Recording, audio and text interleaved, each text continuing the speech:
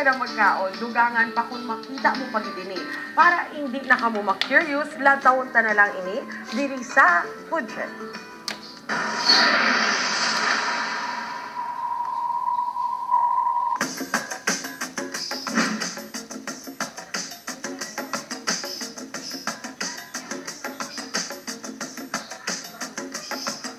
Sa unang tulok, abi mo na bato.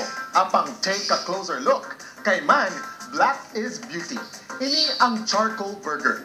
Pinasahinga klase sang burger kag bago para sa mga food lover. Ilabi na gid ang sabor sini kay man, nagapangibabaw puno sa iba. Sa Burgos, La Paz, ang charcoal burger, amo na tukiban.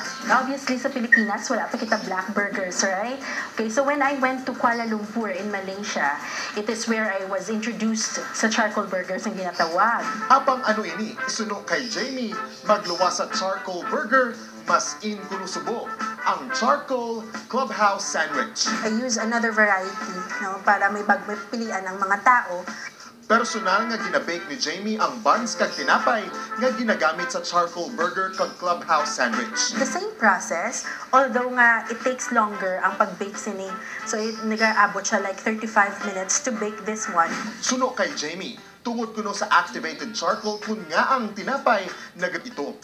Ang black o kun charcoal burger naman ang unang nga natilawan sa Pungsod, Japan.